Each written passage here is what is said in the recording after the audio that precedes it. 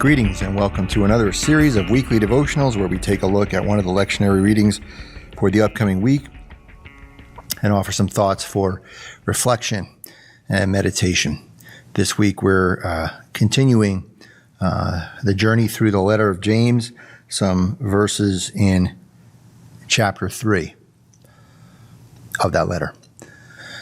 A couple of weeks ago I went on a little kayaking excursion with my wife. And we're out on the lake, and I noticed she was kind of blowing me away. She was paddling so smoothly and going fast, and I was struggling to keep up with her, and I was a little bit frustrated. I should be able to paddle as fast and as hard as my wife. And well, we were out on the lake for about an hour and a half, and my back was killing me. By the time we got ashore, I was so stiff I could barely get out of the kayak, and there was a teenage kid who had to help me and was sort of laughing at me.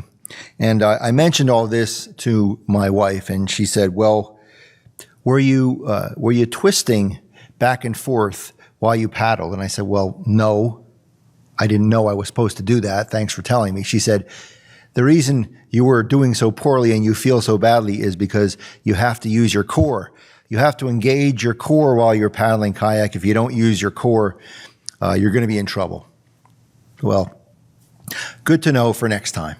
And I think that that advice also works well in terms of our life of faith, in terms of our discipleship. We are to work, act, live from the core, the foundation of our beliefs. The word core actually comes from a French word, coeur, C-O-U-E-R, which means the innermost being, the innermost, those things that are inside are most important, that make up a person's priorities and values, the foundation of a person.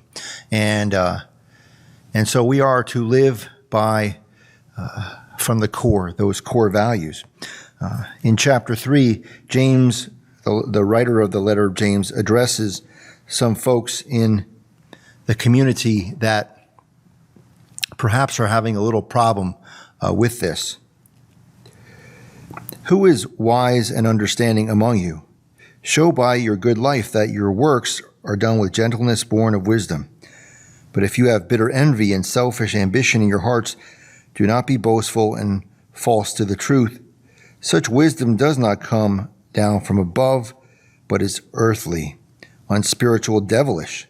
For where there is envy and selfish ambition, there will also be disorder and wickedness of every kind."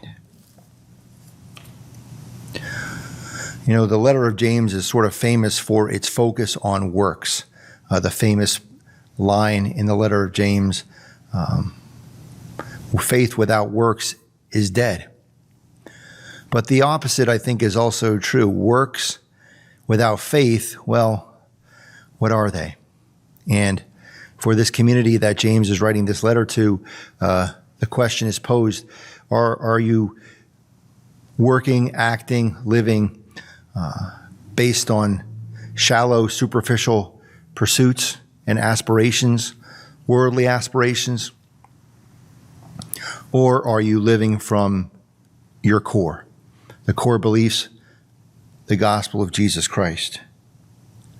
And so I think the advice for that community as well as for us helps out when we're kayaking and also when we're trying to live the Christian life. Live from, work from, act from your core. Amen.